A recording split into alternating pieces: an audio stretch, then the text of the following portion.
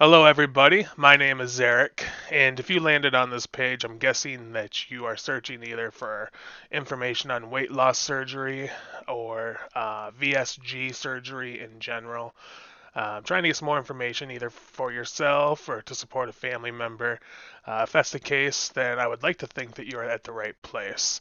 This video for me, I'm here to document my journey that I will soon be taking on my way to potentially having the gastric sleeve weight loss surgery and overall becoming a healthier me. First and foremost, I apologize in advance for the quality of this video. I've been kind of putting it off, but I know it's something that I've wanted to do, and I decided that it's better to have a video with crappy quality rather than continue to keep putting it off and trying to make it 100% absolutely perfect. I wanted my first video to allow you to get to know me, who I am, the past that has gotten me, excuse me, the past that has gotten me to where I'm at now, and how I hope to move forward. While these videos are, of course, meant for you and perhaps provide you with some insight on your own journey, these videos will also be for myself, so that I have a video record of where I started, the progress that I have made. I also find it to be very therapeutic. When you go to therapy, for depression or anything that you may be going through that you feel you need counseling, personally, I feel that half of the victory is being able to sit on that couch and just go through your emotions and find a way to talk about it, get it out there in the open rather than bottling it in all the time. Despite doing an insane amount of research on weight loss surgery, I actually haven't told anybody about the decisions that I have made so far. Perhaps in time I will, but this is just another reason that recording these videos is important to me, as it gives me somebody to talk to, even if it's you through YouTube. Uh, I still haven't decided if I actually will tell anybody. As I'm sure you know, people can be pretty judgmental about weight loss surgery. They can say that it's an easy way out. They ask you why you can't just diet and lose the weight. Or you might just be like me and have family members that want the best for you, but they're very worrisome. They're afraid of surgeries in general. They hear the horror stories that are on the news every so often. Um, it can be difficult to talk about. I think for me, I've considered starting the pre op diet and then talking to my girlfriend about it. I think, A, she would be the biggest support need going forward since we live in the same home.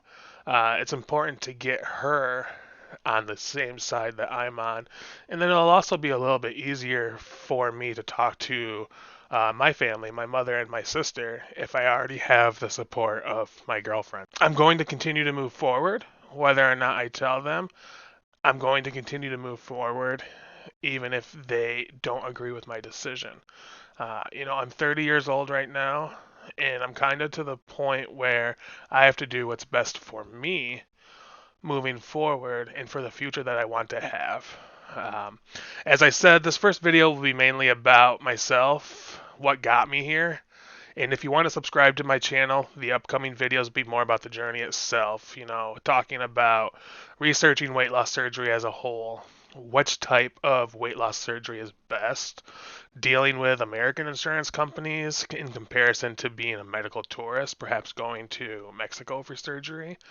Finding the right surgeon in the facility is also important. The cost involved with doing so, the extended pre-op diet and the pre-op diet, the pre-surgery liquid diet, the experience of going to the hospital, the surgery itself, post-op care, and of course long-term success. My family will be the first to tell you that this isn't the first time that weight loss surgery has been brought up in our household. In fact, it's probably not the second or the third. The first time that weight loss surgery was brought up was when I was a teenager. I reached out to our family doctor, and he was an old school doctor. He had an old school style of medicine. So when the weight loss surgery was brought up to him, he didn't like the idea. He says kind of the same mentality that I said some family members or friends might have. You can lose the weight the old-fashioned way. You don't need a surgery to uh, assist you with doing so. And as a teenager, I didn't really have a response back to that, so I just had to kind of drop it for the time being. Later on, I was on my father's insurance. I looked into bariatric surgery again, and of course, it was excluded, which I'm sure some of you have dealt with. Insurance companies, especially policies that are through your employer, the employer gets to pick and choose on some aspects whether or not it's covered.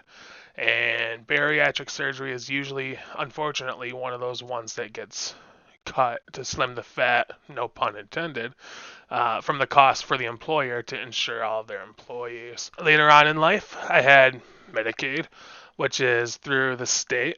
Um, they may have covered it, but I never got that far. The requirements that they had were so extensive and extreme. All of the meetings that they had to have you go to, all the tests that they needed done. They had a minimum of a year or two for uh, doctor's appointments and medically supervised diets, and it's their way, and I understand why. It's their way of trying to either get you to forget about having the surgery or to really, really make sure that you want it, which I can understand to an extent, but more often than not, the people that are trying to access the tool of having a weight loss surgery, they get discouraged or they don't have the means to get through the 1 or 2 year medically supervised diet to get approved. So, despite the desire always being there, I've been looking into weight loss surgery for probably 15 years or so now. It's just never worked out. And in between all of those instances, I've tried multiple diets. I've tried the Atkins diet, the keto diet, the paleo diet. I've tried simply low carb diets. Excuse me. I've tried Slim Fast back in the day, the meal replacement programs. I've had various exercise routines from no exercise at all, just focus on food, to going to Planet Fitness 7 days a week. For a couple of months, things go great. They usually do. But as many of you probably know, after a couple of months, despite, in my case, losing about 70 pounds in a couple of months, it ends up being not. Now, like I said, I'm 30 years old. I have the ability to take the time that is needed for the surgery. I am an adult now compared to when I was looking into it as a teenager. And I have the savings to make the surgery justifiable when it comes to finances. And I think that's where I'm at, is I have the ability now. I just hit 30, and I'm kind of at a point where I feel like I wasted my 20s. I can't do things that I wanted to do in my 20s, and I'm afraid if I don't do something about it now, I'm not going to be able to do anything in my 30s or my 40s. And then once you get through your 40s and you hit 50, that's when my grandfather passed away. That's when my relatives got cancer. My sister, who's 5 years older than me, has diabetes. My mother has diabetes. And if I don't do something to rectify this issue, when all of my family has cancer, my immediate family, my mother and sister, have diabetes, I feel like I'm setting myself up for disaster. But what's gotten me here? That's kind of the big question as well. Is people say, well, you don't look that big, or, oh, you look fine, you're big all over, you're tall, you're able to get around. And that's true, but I don't think that people understand mentally and physically what somebody can be going through. We're able to put on a great act. But when it comes down to it, if you actually asked somebody the stuff that they go through due to being overweight, I think you'd be surprised.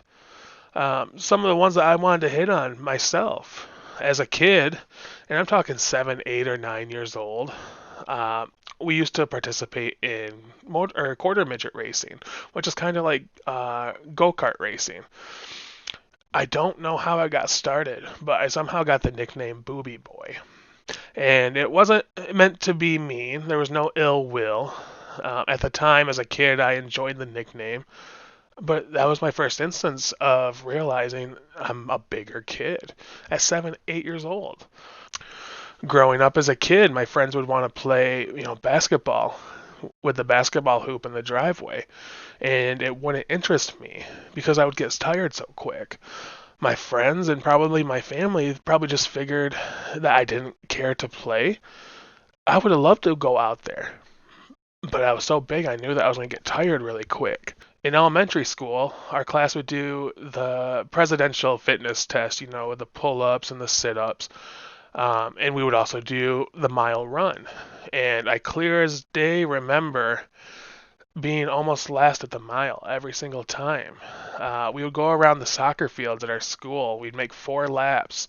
I would maybe be able to do 1 lap running, and then I couldn't go any further. I'd have to walk. In middle school, due to being afraid of not being able to do what the other kids could do, and the new world with middle school is, changing in front of your classmates, getting to see that in the movies sometimes. I actually pleaded my doctor, the same doctor I mentioned earlier, about getting excused from gym class because of my weight. I missed having fun with my classmates, doing the sports and the basketball and baseball. And instead, because of my weight, I spent an hour each day during school in the library with the librarian helping take care of books instead of having fun with my friends.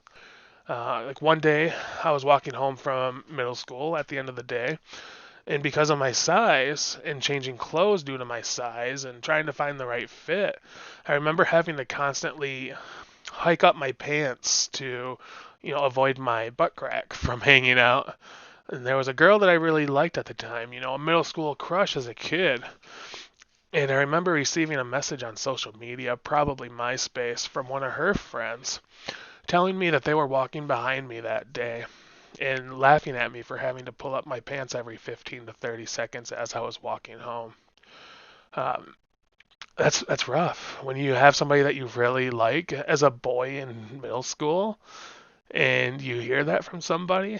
That's tough, and that's kind of the reasons. Those are the types of things that cause the depression and cause you not to want to go to school. Throughout middle school, high school, as boys tend to do, we would get in fights. We threatened to beat each other up. We threatened to have fights, physical fights with one another. And I can't tell you the number of times I was told that if we were to get into a physical fight, all I would do is sit on them. It doesn't seem like much, but you get tired of hearing that, especially, you see the scenes in the movies. You have two friends that are fighting, and then you have the group of students around you. And to have somebody say that in front of everybody, it really calls you out. And I'm not condoning fighting. I want to make that clear. It's just something that a lot of middle school boys do. They get on each other's nerves and you get into a fight. But to be told every time that happens that you're just going to sit on them, what do you say back to that? In 8th grade, our class took a trip to Mackinac Island, where the whole grade rented bicycles and we biked all over the island. And to this day, I remember being soaking in sweat and completely out of breath when we got to the end where we had to go up the hill. And by the end of the day, when we got back to the hotel room, or the hotel where all of our students were staying at, my body completely gave out. As a 15-year-old 8th grade student, my legs were like jello and simply would not hold up my body any longer just from biking around the island. That was a tough blow. I always wanted to play football. The thought of going out there with my brothers, defending our turf and representing our school against all the others, it was a great feeling. It was like a dream to me to go under the Friday night lights. Instead of doing that, I went to one informational meeting, decided not to join the team out of hearing horror stories about Hell Week or 2-a-day practices. I loved the thought of doing it, but my weight, I was afraid that I just would not be able to handle it. And that's one of the regrets that I still have to this day, is I feel I would have been a great football player, especially a lineman, and I never gave myself that opportunity. I am a big sports fan, figuratively and literally. Baseball, football, soccer, hockey, you name it. I love going. I wish that my only complaint was that the seats are small at the stadiums and the arenas, but that's not the case. That I know of because of my weight and my size. In the past, I've broken at least 2 seats at Ford Field, 1 seat at Comerica Park, and 1 seat at Target Field in Minneapolis. If any of those owners of those teams happen to watch this video, please don't bill me for the damages. Uh, Whenever I take a flight, I casually tell the person that I'm taking the flight with that I want the window seat. Most people want the window seat for being able to look out in the sky and see the takeoff and see the landing. But for me, I desperately needed it. I couldn't do a middle seat because I'd go spill over into both sides. I couldn't do the aisle because I'd be sticking out of the aisle when the carts come through for snacks and drinks. So I would use the window seat and I would fit myself as snug as possible against the side of the plane. Every year for the past few years, my family discusses going to Cedar Point in Ohio. Um, I can't tell you how much I love Cedar Point. I love the amusement rides, but due to my size, I acted like, in front of my family at least, I acted like I don't care to go. I have no interest to go, which could be farther from the truth. And I did that because I was afraid. If I were to go with my family to Cedar Point, how many times would I have to go stand in line, get to the front of the roller coaster, and be completely embarrassed when they tell me that they can't get the bars down or the latch on the roller coaster rides? All I could think about was how embarrassing it would be to go to Cedar Point, which is sad because I had to act uninterested to my family when that was the farthest from the truth. I would have loved to have gone. A few months ago, for example, we took our little 3-year-old girl to Disney World for the first time, which should have been the happiest day of my life. It's the happiest place in the world. And don't get me wrong, we had a great time. But to outsiders, the people that were there at the amusement park with us, and probably to my girlfriend as well, it probably looked like I was preoccupied on my phone the whole time while we were there, not enjoying the moment. When the truth is, I was on Google between every single ride, Googling teacup ride, seat, fat people, Little Mermaid ride, seat width, um, over and over again. It can ruin a whole trip. Now, I try not to let it ruin the trip, but the truth is that trip could have been so much more enjoyable had I had my weight under control.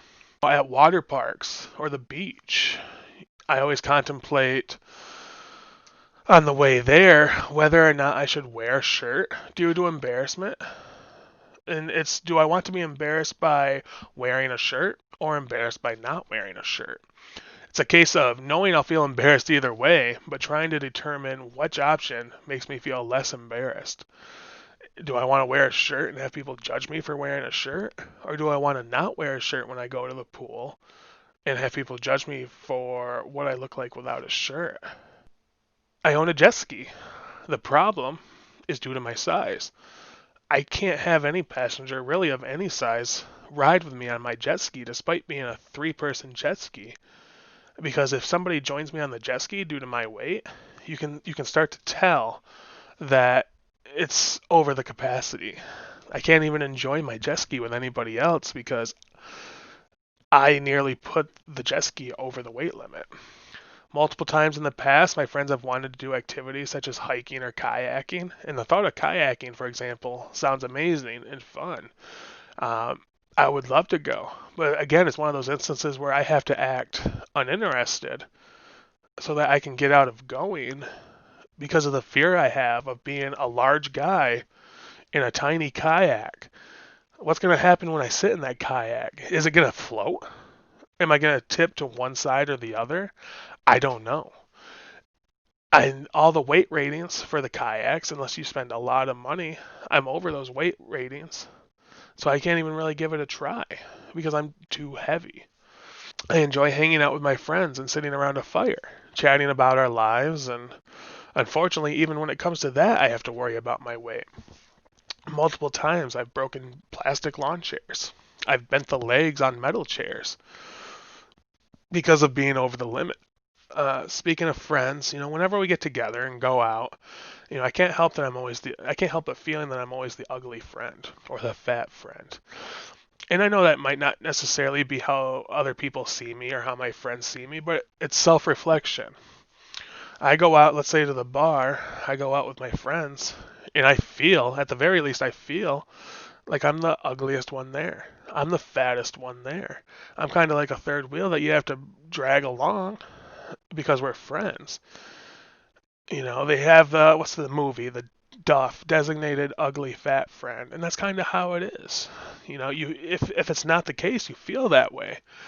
And it's just one of those things that for just one time, I would love to go somewhere and not feel like I'm always the ugliest or the fattest friend. It's really draining on your self-worth. I have issues getting out of the vehicle now. I have never had that before. I find myself more and more often having to scoot my way out of the vehicle, sometimes accidentally hitting the horn on the way out. I'm not trying to get your attention. I'm not trying to say hello to my neighbor.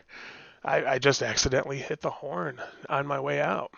With Ubers and Lyfts, I find myself constantly looking at the app to see what vehicle the driver is driving. Will I be able to fit in it okay? Can I get in the seat okay? Will I be comfortable in the vehicle? When you're somewhere where you need an Uber and a Lyft, you're usually on vacation or trying to have a good time, and it's ruined because you have to worry about all of these type of things when you go out. Intimacy. I want to be able to have someone have the ability to actually wrap their hands completely around me rather than try like a half attempt of hugging, you know. I want to be able to not be limited to a very few positions in the bedroom. I want to be able to have the stamina that allows for my partner to not have to put in 90% of the work when we are in the bedroom. I want for my body to not get in the way while trying to be intimate. Medically, I mentioned my mother and my sister have both recently been diagnosed with type 2 diabetes, and I'm sure that I'll be next. I may already be there, I'm not sure. I know even as a young adult or a teenager, I was pre-hypertension and pre-diabetic. I haven't had any issues yet, knock on wood, but I know they're coming, and that is a scary thought. I've been dealing with gout more frequently, which is a form of arthritis that's in your toe. Pain, swelling, redness, tenderness in the joint, usually the big toe. You can't put socks on, you can't put shoes on, you can't even walk around anything faster than a snail's speed because it hurts. My knees have begun to deteriorate. A couple of months ago, I started getting back pain. There's no good to the situation that I'm in. And if I've tried the diets already, I've tried to do what I can. Why not try to use this tool that's available to me? It's a question that I ask myself more and more frequently now. Most importantly, I'm tired of the anxiety that comes with just simply living life. In my teenage years and in my 20s, I kept putting off the fear of heart attacks, diabetes, and hypertension in general. Whatever. Heart attacks begin at older people. I'm still young. I'm not going to have a heart attack in my 20s. And the truth is, I'm no longer young. These concerns are like a train that is coming towards me, and it's getting faster and faster and closer and closer. I know that, as I said, the surgery is a tool, and I need to have the willpower to do it. This journey will require multiple things, most of which my family wishes I would stop doing anyways. It requires a pre-op diet to be able to lose some of the weight. It requires quitting smoking leading up to the surgery to avoid issues, which I've been smoking since I was 15 years old. If that's the way to get me to quit, great. Maybe I'll do the month or two of not smoking and I won't want to smoke anymore. It requires cutting off carbonated beverages. I'm drinking one or two, at least 2 liters of Diet Coke every day. I just turned over into my 30s. All of the mental issues in the past have hit their max. The physical issues are becoming clear and more apparent, and I feel like now is the time. I'm tired of everything that I've been through, some of the things I listed out. I'm tired of dealing with things like that. I don't want to deal with them in the future. So I really do feel that now is the time. I'm hoping to start the pre-op diet in a couple of days, the extended pre-op diet. I have some stuff on order from Amazon and through another company to get ready to do that. I've already went grocery shopping. So the next few videos will be about getting into the pre-op diet, what kind of items I purchased, a day in the life of, what I eat during the pre-op diet. I'll also do some videos about the surgery itself, leading up to it, the things that you research, insurance requirements, going over to Mexico, who the best surgeons are, what kind of financial burden are you looking at? These are the types of things that I'm going to address in my journey, in my vlogs. I'm going to find the questions that get asked the most often, and I'm going to try to answer those questions for you. So I'm sorry this video is so long. If you liked it, like I said, please feel free to subscribe. Go on this journey with me. If you have questions, I'll try to answer them. I'm sure I'll bring up questions in my videos that I would love the answers to. But either way, I wanted to thank you for watching this video, and have a great rest of your day.